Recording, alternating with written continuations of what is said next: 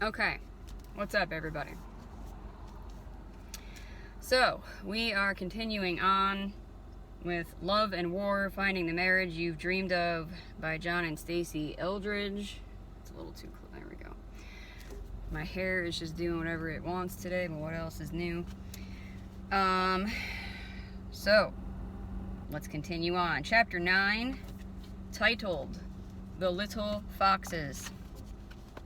Opening quote, "Catch for us the foxes, the little foxes that ruin the vineyards, our vineyards that are in bloom." Song of Songs 2:15. And I have a piece of hair somewhere, I feel it. I hate that. Okay. I was walking up the path to our house this morning when I noticed a pile of dirt in Stacy's rose garden. It is the 7th new pile in a week. Stopping to take a more careful look, it became clear to me that these rather large and impressive mounds are not, as I thought, the signs of some new planting she has undertaken.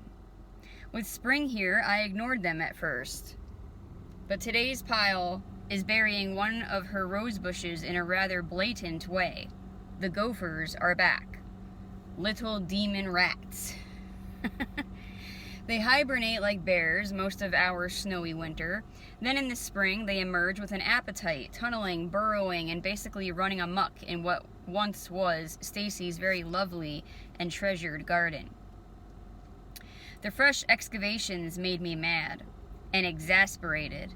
I thought we had dealt with the little underminers last fall. I'm beginning to think gophers will join cockroaches as the only creatures to survive a survival, I'm trying to multitask here. Got cars going by. I'm beginning to think that gophers will join cockroaches as the only creatures to survive a nuclear fallout. No matter what we try, there seems to be no getting rid of these little garden menaces.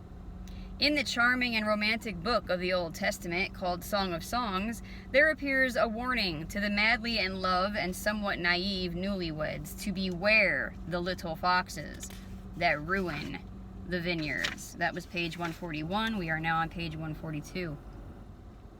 Now we are guessing that you may not be a farmer, and so you might just miss the impact of the warning. We town folk picture foxes nowadays as rather cute, even cuddly. You know how many people have foxes as pets these days? It's all over YouTube. So the passage loses its punch. The metaphor was meant to invoke the image of cunning little menaces you tend to ignore, but could of themselves wreak havoc on a marriage. Think gophers in the garden. It works for us. With our apologies to Solomon. Subtitle, Our Little Quirks. I ask you, how hard is it really to put an empty bowl of cereal into the dishwasher? Why rinse it and set it on the counter, leaving it for someone else, read me, Stacy, to finish the process? There is a dirty clothes bin in our closet. Handily, it is marked on one side, whites, and the other side, darks. John's clothes rarely make it into this bin. They are piled on the floor in our room. What's with that? I mean, what would it take? 10 extra steps? We are driving to my friend's house across town. John is behind the wheel, and the road is familiar to him as the back of his hand. Still, the words, "You turn left here," jump out of my mouth with the speed of a gazelle and the thoughtfulness of an egg. John responds with a look that says, "No kidding. Why can't I just keep my mouth shut?" I pick at my cuticles. It drives John and the boys nuts, absolutely crazy. My son will now reach over and grab my hands to stop me when I'm frantically picking, completely oblivious to what I'm doing. Some folks whistle all day long. They don't even know they are doing it. Some people twirl their hair or pick their nose or can't seem to stop themselves from interrupting other people. Some have a favorite word that is sprinkled into every other sentence they speak.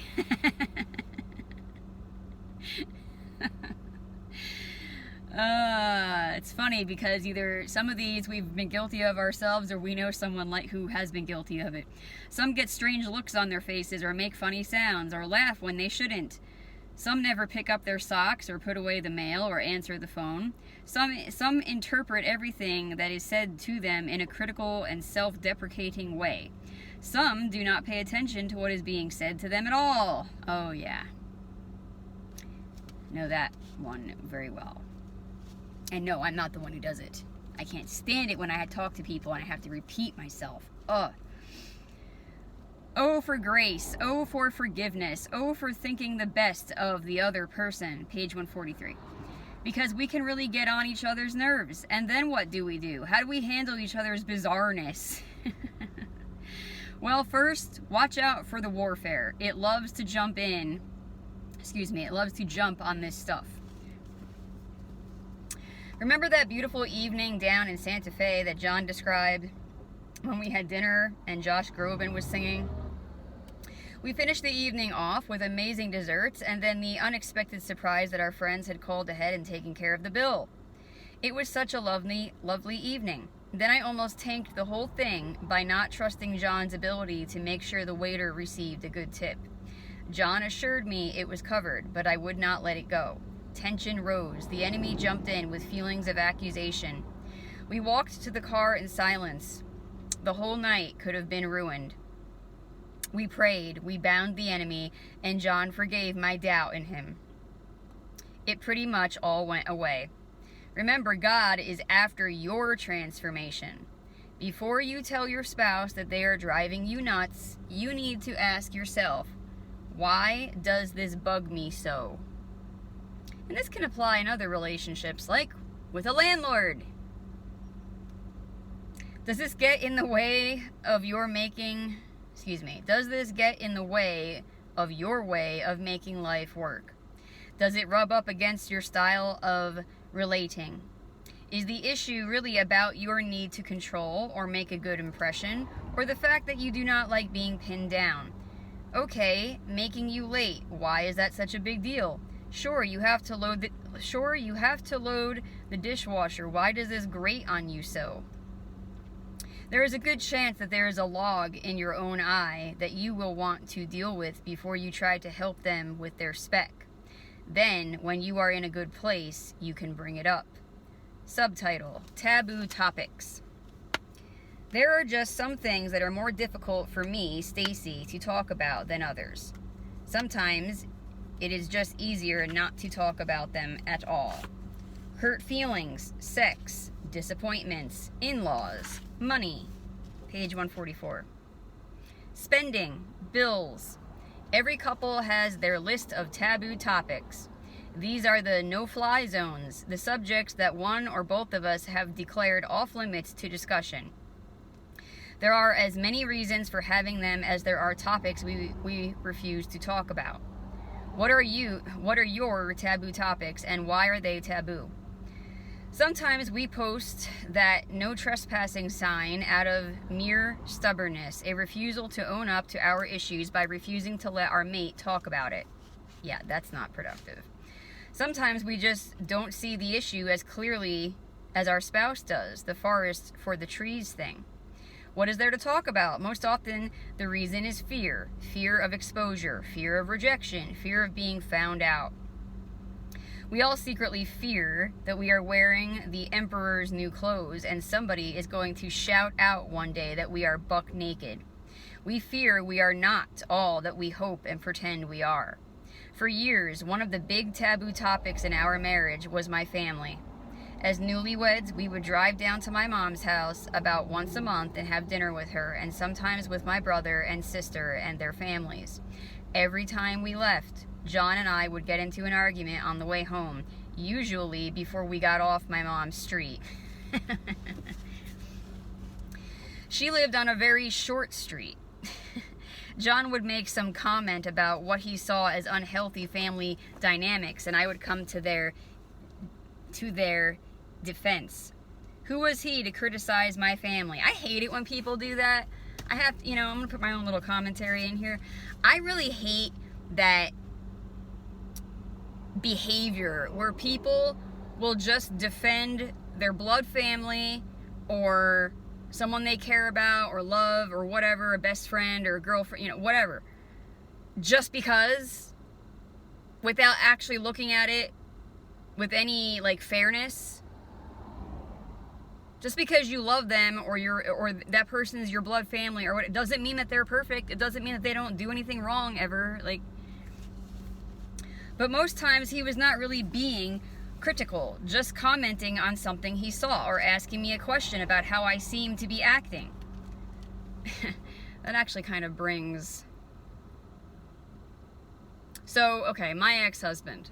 Now, I believe the Lord has now revealed to me that my ex-husband was actually fallen angel people. It's a whole nother discussion. But he was very, very abusive, very cruel. And anyway, we had been apart a bunch and whatever, but we got back together after we had been separated for a while.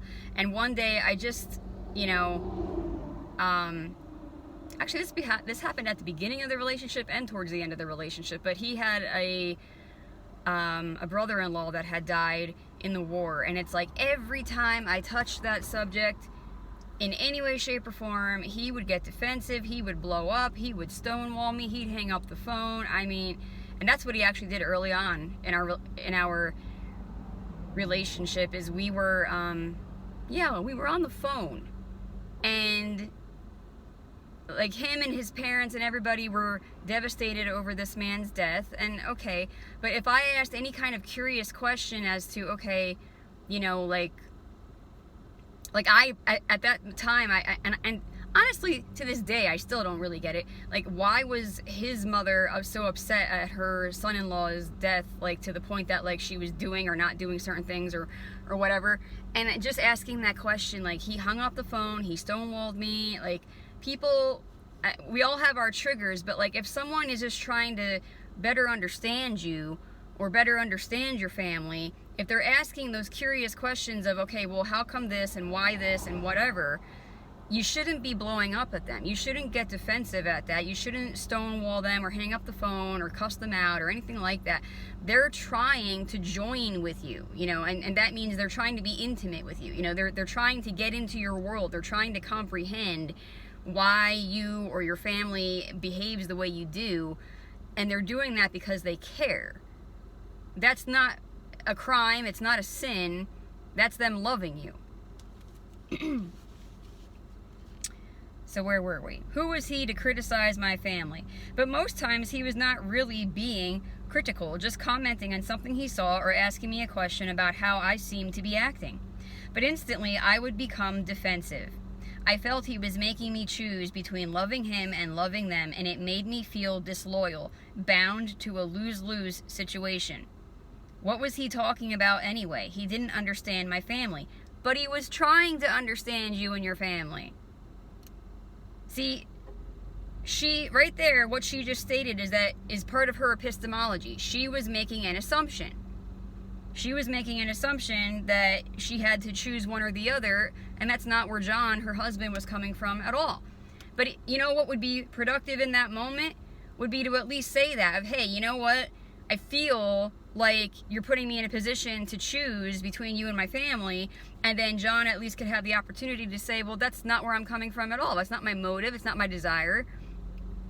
But it's her assumption in that moment, and that's what we have to examine, is our epistemology, our assumptions that we make. We jump to all these assumptions all the time, or we just live day in, day out with certain assumptions, and those assumptions may be very destructive. It was a good 10 years before I could even begin to look objectively at my family dynamics and begin to ask my own questions. By then, John had learned to be very careful before wading into those waters with me. Another huge taboo topic in our marriage was my size. No pun intended. Page 145. When I was clearly gaining weight, John would sometimes risk asking me the question, how's it going with food? I refused to talk about it. No, John, you do not get to go there. I already knew I was failing him. It caused us both grief. Bound by shame, I refused to talk about my weight with him. Yeah, that's helpful. Often the one who wants to talk about the taboo topic is the one who is not so happy, who may feel the need to curb or enlighten the other regarding behavior. To bring up for dialogue an uncomfortable subject can be an act of immense courage. To stay present to your spouse while you bring up a difficult subject takes courage as well. And faith. Every one of us has little quirks we are entirely unaware of. Do you know what yours are? Want to risk asking your spouse? Or what about asking the question, are there things I do that really annoy you? Refusing to address issues in our marriage leads to hiding and resentment. When you close off a section of your house, all the dark little creatures move in. You do not want to give the enemy this kind of playground. And I'm going to stop right there. Now, I've mentioned this before on my channel, and I will continue to because it's good stuff. So there's a doctor, Dr. Gottman, Gottman, okay? And he studied countless couples, and he was able, with like a very high percentage, to be able to predict which couples would get divorced and which wouldn't, and so on and so forth. And anyway, he coined what he called the 4 horsemen of the apocalypse of divorce. Let's see if I can remember it. Stonewalling, contempt. What are the other 2? Stonewalling, contempt. Of course, I'm going to forget the other 2 now. But let's just go with that. So, with what they're describing here, you know, if you make certain topics like off limits, that is so destructive to your relationship, to your marriage, because then your spouse has to walk on eggshells, have anxiety, there's no peace, and yeah, it creates room for resentment to creep in, because I've been there. I like my ex-husband, like there was so many, like I felt like our marriage was like just landmines everywhere. Like if I went here, he would blow up. If I went here, he'd blow up, and I'd have to like tiptoe around.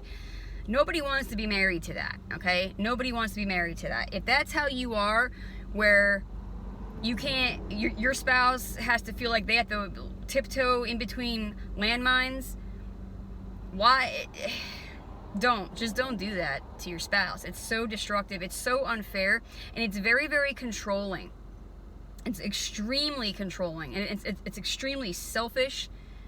And let me just remind everybody that control, the essence of witchcraft is control. And what does the Bible say? Bible says witchcraft is as rebellion, because technically control is rebellion, because it's not trusting God. Anytime you're trying to exert control in any way, shape, or form, you're not trusting God, right? And what is not trusting God? Anything not rooted in faith in God and trust in God is what? Sin, as it says in Romans. Okay? Don't do that. Don't do that to your spouse. Don't do that to your marriage. Subtitle, Speculation.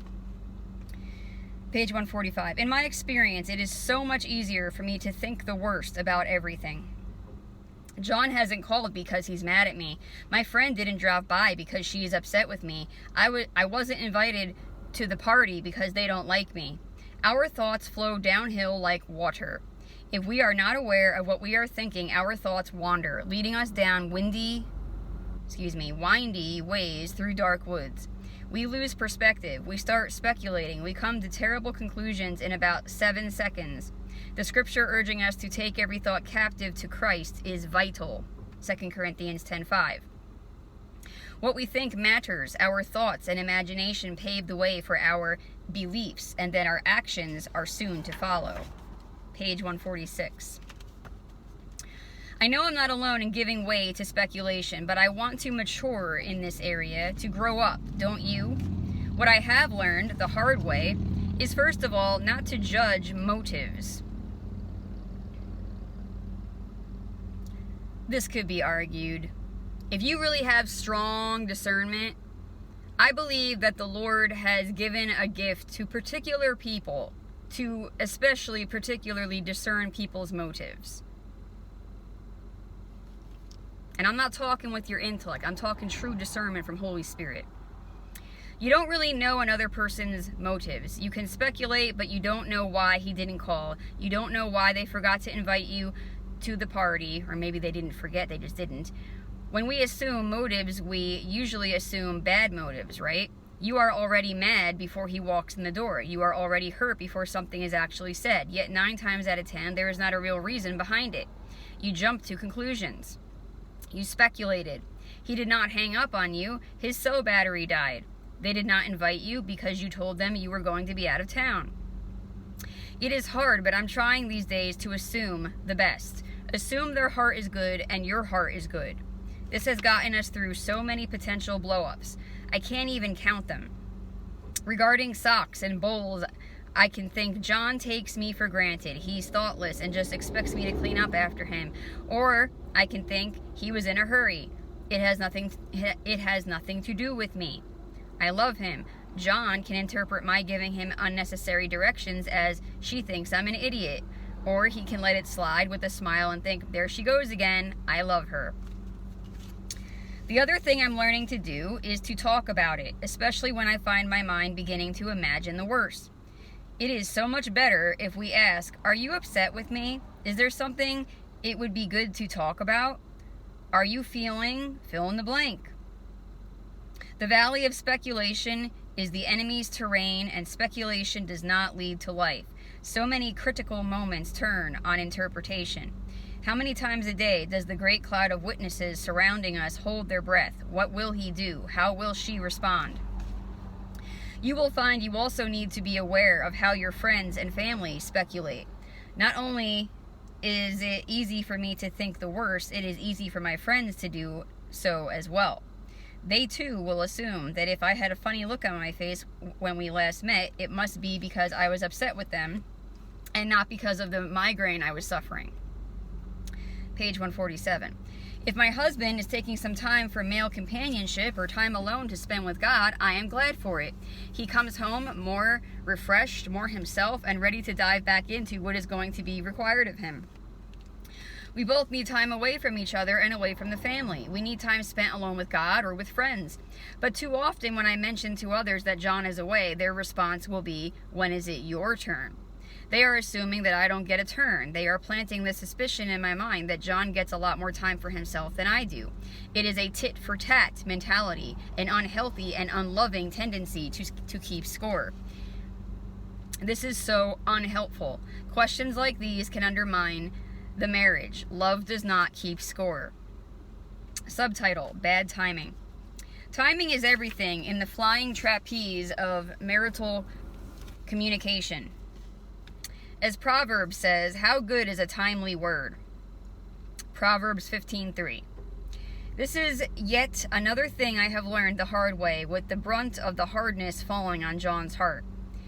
He has borne the blows of my ill-timed words. I spoke too soon, and then it had the opposite effect from what I was after. This is not to say that I should not speak at all, but along with learning to carefully choose my words, I have learned to choose when to speak.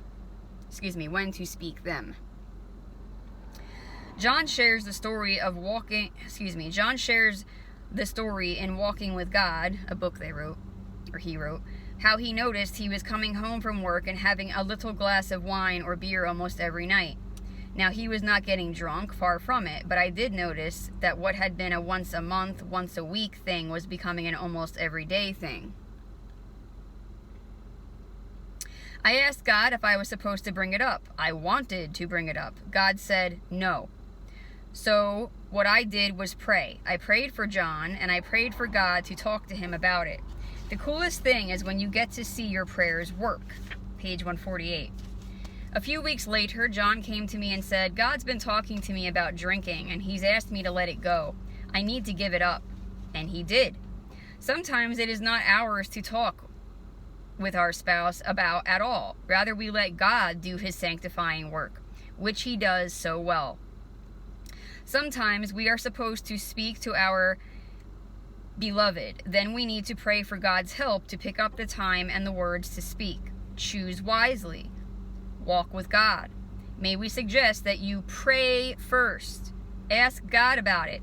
Lord, is now the best time to bring this up? And even, how do I bring this up? And even, do I bring it up at all? I'm learning to live my life like that. Don't claim to do it perfectly, but I really am trying to live my life like that lately. She would have to tell him about that, of course, but perhaps not just yet. There was always a time for the breaking of difficult news, and one had to wait for one's moment. Men usually let their defenses down now and then, and the art of being a successful woman and beating men at their own game was to wait your moment, but you had to wait. Alexander McCall Smith, Morality for Beautiful Girls. Okay. I have to be honest. If I'm totally honest, I kind of still resent that. You know, that women have to apply wisdom 24/7, pick their words, pick their timing, so as to not ruffle the feathers of the man, so that the man won't blow up, you know, catch him at his best moment. Even Ruth with Boaz, you know, oh, catch him after he's eaten and drunk, you know, like, and Esther too, King Esther, you know, she had to catch him at the right moment. I honestly kind of still resent that like, why do women gotta walk on eggshells all the time? Why do we have to sit here and like strategize of like, oh, when does he have his defenses down? When is he not gonna blow up? Like, why can't we just be ourselves? Why can't we just talk when we want to? You know, it still irks me. It still pisses me off, to be honest. But I'm not going to say that I'm completely resolved on that, because I'm not, you know, but I guess I am realizing that some things are just a certain way, and you either are going to keep banging your head against the wall and getting bad results, or you're just going to learn to apply wisdom. And I'm kind of somewhere in between those two options, you know, and you know, I haven't really had a romantic partner in a long time now, so I haven't really had the opportunity to see where I'm at on that in terms of romance. But I mean, even with my landlord right now, she's a female, but like I've been learning to be long-suffering and, you know, try to apply wisdom and all that. But like, to me, it's so exhausting. It takes so much energy to sit there and strategize and bite your tongue and, you know, wait, you know, for that right moment and walk on eggshells and If there's someone like that I have to deal with like that, like, I'd rather not deal with them. I'd rather not have them in my life, because I don't want to live like that. To me, that's just exhausting. But anyway, sometimes the line between loving wisely and manipulating is a shadowy one. But if your motive is to love, to aid, to offer, then that will help us to remain on the right side. John and I find that if either of us is tired or spent, it is not a good time to talk about anything. Now, there is certain wisdom that just goes across the board for everybody, like what they just said. There's an acronym, HALT, H-A-L-T. If you're hungry, angry, lonely, or tired, that's probably not the time to be trying to get into anything serious or delicate or whatever, something that could trigger someone. John and I find that if either of us is tired or spent, it is not a good time to talk about anything. If we are weakened in any other way, emotionally, spiritually, having borne some trial or another, it is not a good time. If we are in the company of friends or family, and the subject could prove embarrassing to our spouse, then it is not a good time. Now, I validate all that. You know, if you know your spouse, which you better know your spouse, you know, yeah, like, you know that, you know, talking to them privately about something is different than, you know, airing it in front of other people and so on and so forth, because you know their insecurities, you know, what could upset them, blah, blah, blah, in terms of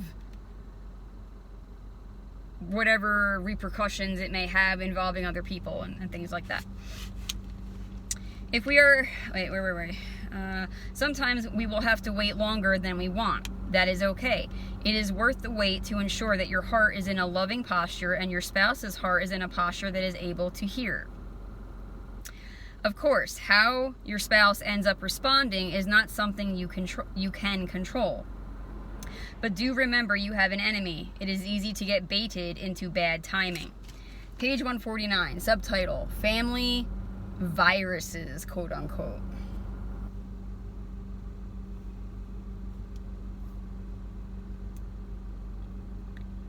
And I have to interject this. A virus is a mechanism that is part of your immune system. It is not something that can be caught contagiously. It is not something bad. Anyway, a friend of mine, John here, has a very cynical father. The man has got a beef with everything. The government, his boss, Republicans, phone companies, you name it. He would be great on talk radio. The man is especially cynical about women, starting with his ex-wife. They'll suck you dry, Bill. Drain you for everything you got. They're vampires. Bill's wife began to notice that every time Bill got off the phone with his dad, he would become cynical himself. It's like he got infected with cynicism. For the next hour or the next day or two, he'd caught the bug. You've all seen this happen, I'm sure, especially within family systems. Julie's sisters are men haters. Julie is aware of it, and she does not want anything to do with it. She loves her marriage, and she loves her husband. But after a day of Thanksgiving prep with the girls in the kitchen, talking, chopping vegetables, the camaraderie of it all, she finds herself siding with her sisters in subtle ways. Suddenly, she notices all the bad qualities in her husband, whom she normally adores. She picked up something in the kitchen. What is taking place here is more than just having your attitude affected by someone else's attitude, though that certainly happens, misery loves company and all that. When Bill talks to his dad and Julie spends time with her sisters, they are stepping into the gravitational field of the family warfare. In Bill's case, it is the deep cynicism and bitterness that have pervaded his father's life. What the Lord has told me, and I've said this on this channel already, is that warfare is stuff that happens in the natural. And what I believe they're describing right here is actually something that's going on in the spiritual realm and the unseen realm. We make agreements sometimes to absorb, so to speak, other people's evil spirits. And that's what I believe is what is being described here. You can absorb like an evil spirit of misogyny or cynicism or whatever, criticism. In Bill's case, it is the deep cynicism and bitterness that have pervaded his father's life. In Julie's, it is the mutual agreement that the women in the family have to stick together against men, who as a category have been dismissed. It is like stepping into a smoke-filled room. It gets on you and you come out smelling like an ashtray. What is taking place in the spiritual realm is pretty creepy if we could see it. Those spirits of cynicism and bitterness are now trying to jump on Bill. What did I just say? If he's not aware of what's happening, he will let them. Right, there's an agreement being made, usually subconsciously. As he's listening to his dad go on about women, something inside Bill says, he's right, they are a drain. There is an agreement. There is the agreement we warned about. Okay, so we're saying the same thing. Page 150. He begins to make an agreement with the cynicism, and pow, it jumps on him like a bad cold. There are typically two issues going on here. You have the agreement coming to you through someone else, and you have unhealthy spiritual bonds which allow warfare to transfer around family systems. And it's any human system, really. It's not just family. I mean, yes, there's something to be said for bloodlines, obviously, and all that, but any human system, at work, wherever. Actually, warfare loves to transfer any way it can, like spam. What did I just say? But add to this the dynamic that there are often unhealthy spiritual ties within family systems. For Bill to get out from under the cloud of cynicism, he needs to deal both with the unhealthy bonds and the spiritual attack. Scripture says that by the cross of Christ, the world has been crucified to me, and I to the world. Galatians 6:14. You will find it very, very helpful to pray the cross of Christ between you and family members. It keeps their warfare from jumping on you. Then you need to also break any agreements you have been making. That's more so the difficult part for most people. By the way, this is why it can feel so debilitating to go home for family visits. You can't exactly say why, but after a day or two or an hour or two, you feel lousy and find yourself falling into all the old family patterns. Often what has happened is that unhealthy spiritual bonds have been formed or reformed, and you have come under the family warfare. Heads up. Now, when you see your spouse under this sort of malaise, this oppression, you have got to be careful how you bring it up. It is booby-trapped. The enemy will try to make it sound like you are accusing them or their family. Quite often, after we'd visit Stacy's mother, Stacy would not be herself. I could tell she was under something. Her countenance seemed distant. The light was not in her eyes, and she was moping around. I'm overwhelmed, she would say. The laundry, the bills, it's overwhelming. There are many years when this was Stacy's major battle. There were many years when this was Stacy's major battle, but it hadn't been true for her for some time previously. And so now my radar is up. I hear her saying her contribution to the family is stupid and unappreciated. And as she is describing this, I am remembering that her mother also felt overwhelmed and unappreciated nearly all the time. Page 151. These were Stacy's mom's constant companions, her two biggest battles. These became Stacy's burdens as well. And so we came to the place where they became her identity. I am overwhelmed. I am unappreciated. She embraced them and she made a deep agreement. Now, the difficult part is knowing when to point this out. Timing, again. This takes love, wisdom, and a good bit of patience. You don't want to blunder in and trip the booby trap. As Stacy is describing what's going on, I am aware that much of it, maybe most of it, is warfare.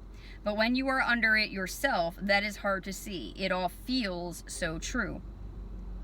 If I blurt out, "This is just warfare, hun," she can feel like I'm dismissing her feelings, maybe even accusing her. The enemy would love for her to feel accused. Then she is further from getting free of this. I become the bad guy. He might even get her to embrace it more deeply just to spite me. It is an old ploy of his in every marriage. If I go further to say, "You've got an unhealthy bond with your mom," the booby trap goes off. She feels like I'm accusing her and that I don't like her mom. The walls go up. The conversation is over. The enemy has won. In that scenario, it could be months before we can even talk about this again. So first, I want to let her know that I hear and I care. Sweetheart, it sounds like you're under a whole lot. I hear you. This isn't technique. I really mean it. I do care and I do hear. Then, with love and kindness in my voice, I gently turn to the subject. Hun, you know that overwhelmed and unappreciated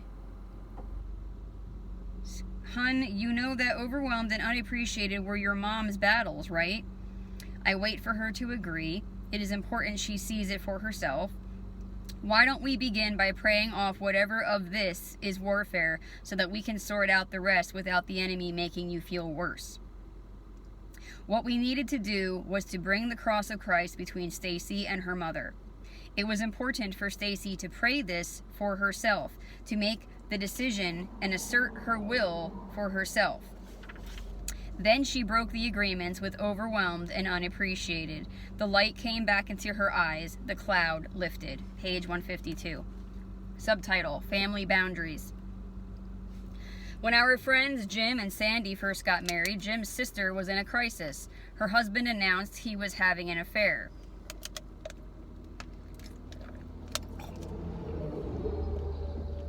After a few months, he walked out, leaving her pregnant with their first child.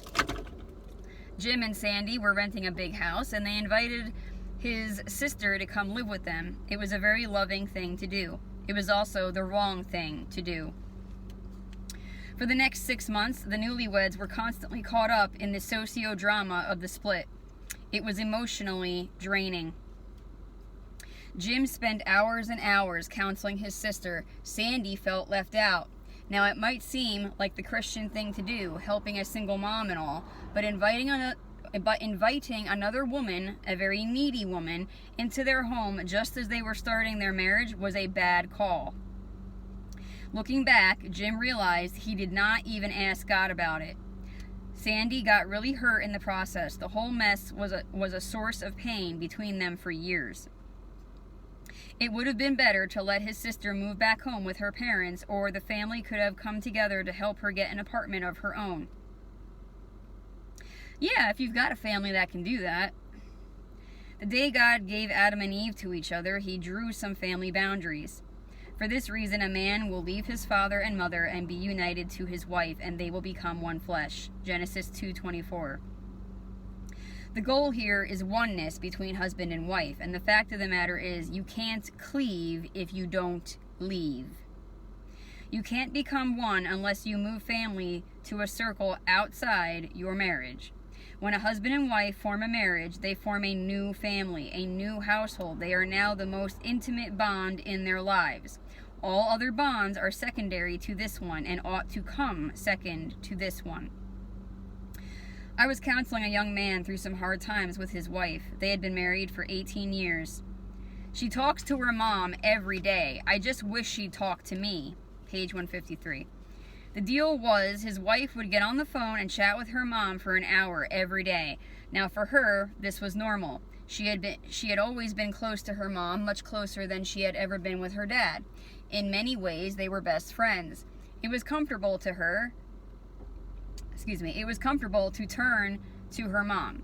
She had been doing it for years. She didn't realize that the message she was sending to her husband was, I don't trust you, I don't need you, I have somewhere else to turn. It was emasculating. She had never really left home, her childhood home, and as a result, husband and wife had never really become one. That's an enmeshed relationship right there between a mother and daughter. You are a big girl now and a big boy. It is time to leave home. Let mom and dad and sister and brother go. You can't find true companionship with your spouse until you do.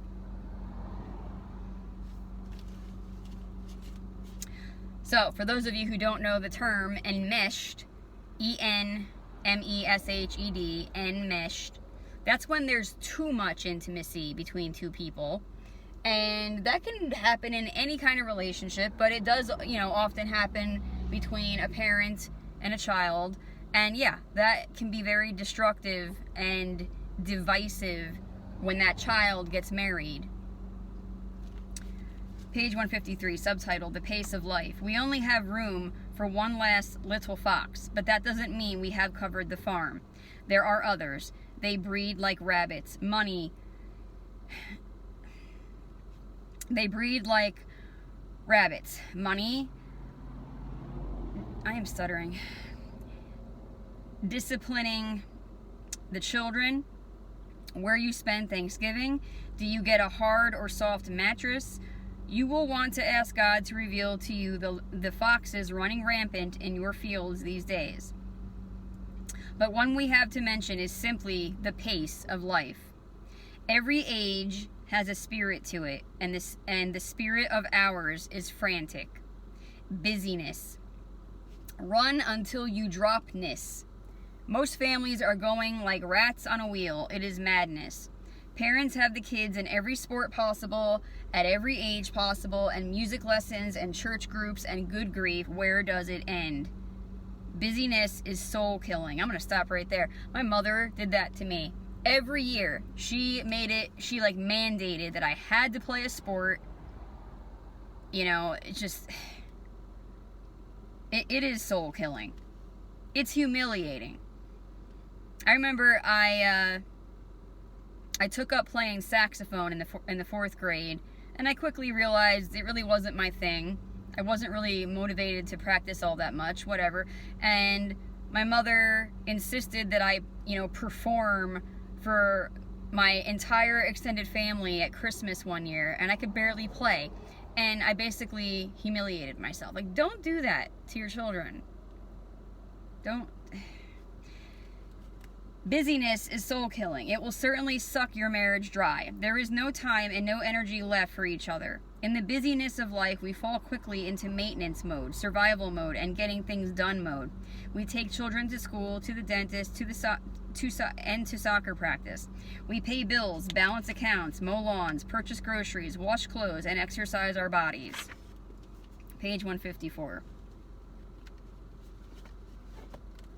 And you know what? I'm also going to throw in my own little 2 cents. What is with everyone driving their kids to school when there's school buses?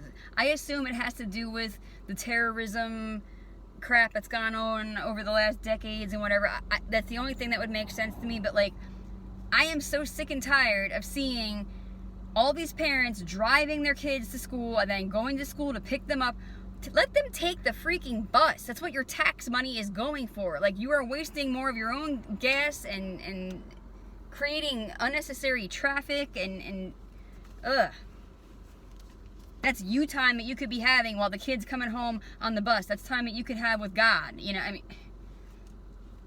but whatever, to each their own. It will swallow you whole. Do the two of you stop long enough to have a conversation? How often is that? Is it daily, weekly, monthly? And how about doing things that foster companionship? How often do you play together, you and your spouse? Do you notice how uncomfortable you are with the questions? A frantic pace of life has got us all by the throat. Without any ill intention, our hearts are separated from each other simply by the pace of life. I'm going to punctuate that. How often do you play together, you and your spouse? You know, that's something that I very much look for in a romantic partner is, can we be two little kids together? Can we be goofy together? I remember one of the few good memories I had with my ex-husband. We were at this military ball. He was in the Army. He was a recruiter, and we went to this military ball, and they had these little cards on the table that said, you know, either chicken or beef as to what platter was going to be served to you or whatever. And if I'm remembering this correctly, I took my thing that said chicken. And I was bored, you know, like everyone was just sitting there. No one was really getting up to dance on the ballroom floor. And so I took my little thing that said chicken and I started playing with it. And I was like, whatever. And Kane joined with me. He took his and he was doing it. And the people that we were sitting with looked at both of us and they were like, okay, you know, like, you gotta play. You gotta be, you know, what did Jesus say, you know? That you're not going to get into heaven if you are not like the little children, you know, like you have to have that heart. And I know that there was way more deeper meaning there when he said that, you know, but like on like just more of a surface level, like there's life in that. There's life in just being innocent, just being goofy, just being childlike, you know, and there's a difference between childish and childlike, okay? There's life in being childlike, especially being childlike with your spouse. All right, where were we? Now, are you open to having a conversation about the pace of your lives? Does it mean less travel, less activity? What about the number of sports the kids are involved in? The music lessons? Did you ask God about any of that? We feel swept along by the momentum of our lives, but the momentum was created by decisions we made. It would be very good to go back and reevaluate those decisions. How many nights is it healthy for one or both of you to be out of the house? How many weekends away? Stacy's good friend and her husband, a pastor, take every Friday for their relationship. They are an extremely busy couple engaged in ministry together most days and most evenings. They need the time to reconnect as friends, companions, and lovers. They are intentional about it. That is their day. Now, I'll be honest. I have heard couples talk about saving every Friday night as their date night, and I thought it was goofy. Something out of the book of The Perfect Christian Couple. Cheesy. Now I see the log is in my eye. These folks are way ahead of me. I wasn't being nearly as intentional as I should have been with Stacy. It's a slow fade when the black and white have turned to gray. Thoughts invade, choices are made, a price will be paid. Casting crowns, slow fade. Be careless about your marriage, and it will soon show that you could not care less. There is an intentionality that is required. In order to find a shared adventure, in order to cultivate something beautiful between the two of you, you have to choose the pace of your lives. Page 155. The world will not help you here. Everyone is running around like the Mad Hatter. It will feel as though you have no choice, but you always have a choice. Always. You can choose to move toward your spouse with desire and intentionality. You can change the pace of things so that you can cultivate a beautiful life together. Really. And you know, that even, like on the outskirts of that even involves just like being, watching TV, being on the internet. It's like I've moved around a lot over the last several years. I've lived in a lot of different places, and unfortunately I've had to share, share space with other people, rent rooms privately and have live-in landlords and roommates and all that. And it's like people constantly have the TV blaring, blasting while they're on their phone, And like, for example, my current landlord, she can't believe that I don't watch TV. She's got a big screen TV on the dresser thing in my room, and I covered it up because I don't want, well, I'm getting ahead of myself in terms of teaching, but I don't want any black glass because I don't want anyone doing any witchcraft to watch me or view me or monitor me or whatever, so I covered it up. And she was like, you don't watch TV? And then she kept bringing it up. I can't believe you don't watch TV. I can't believe you don't watch TV. Meanwhile, she's got every TV in the house blasting while she's on her phone, glued to her phone. If you're that busy, even just in that sense, where's your relationship with God? How can you hear God's voice? Subtitle, Generosity of Spirit. The little foxes are pernicious because they are little. Shouting is obvious, not talking to each other slips by. You don't even notice that you always drink the last of the milk and leave the empty jug on the counter, but your spouse has just about had it. Heads up to the little foxes. When it comes to the transformation God is after, we are all somewhere on the road to redemption. Most of us are dragging our heels a bit, creeping like Shakespeare's schoolboy unwilling to school. It can feel like your spouse has parked it on the side of the highway. And they may well have. You might need to talk about that. But even the best of us is far from the restoration we need, and we will drive each other nuts. Marriage is a submarine with Cinderella and Huck Finn shut inside. How do we keep from mutiny, from knifing one another? Generosity of spirit. It is the single most disarming quality a marriage could ask for. Yes, there are some things that need to be talked about. You need not be afraid to bring them up after you have asked God about it. But my goodness, if we stopped to process our issues every time our spouse does something we find irritating, we would never get past breakfast. After you brush your teeth and spit in the sink, is it too much for you to rinse it out? Was that the last yogurt you just ate? You're humming again, sweetheart. I'd really appreciate it if you'd stop. Most of this stuff you just let go. You simply let it go. Page 156. A man's wisdom gives him patience. It is to his glory to overlook an offense. Proverbs 19:11. Above all, love each other deeply, because love covers over a multitude of sins. 1 Peter 4:8. Remember, God gave you your spouse to help smooth your rough edges.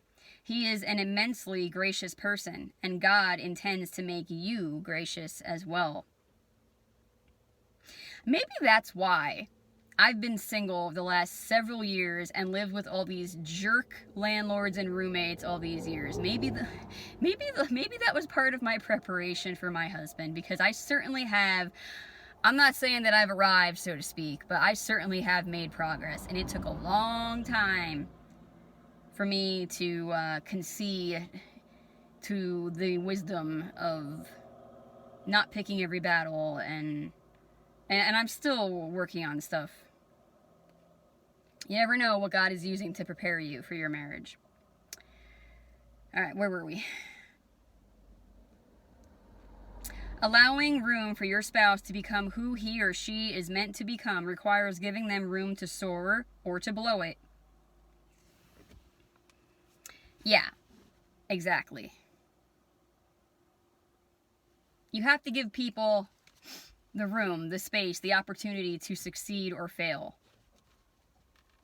to prove themselves to you, to themselves. If you're constantly trying to control everything or prevent everything, you're not giving them the opportunity to succeed or fail. We simply must choose to let the other person's irritating nuances or thoughtless actions go. Rise above it. Forgive before they even ask for forgiveness. Keep no record of wrongs. Wipe the slate clean every day. Love and war, dear friends. This is love and war. You are not playing house. Generosity of spirit will help you both so much. Then, when there are bigger battles to face, you will not have worn thin your love for one another. And that is the end of chapter 9 on page 156. The next chapter, chapter 10, is titled When Storms Descend. Alright, only a few chapters left, guys. Hope you're enjoying this. And until next time, I bless you all in the name of Yeshua, the Christ of Nazareth.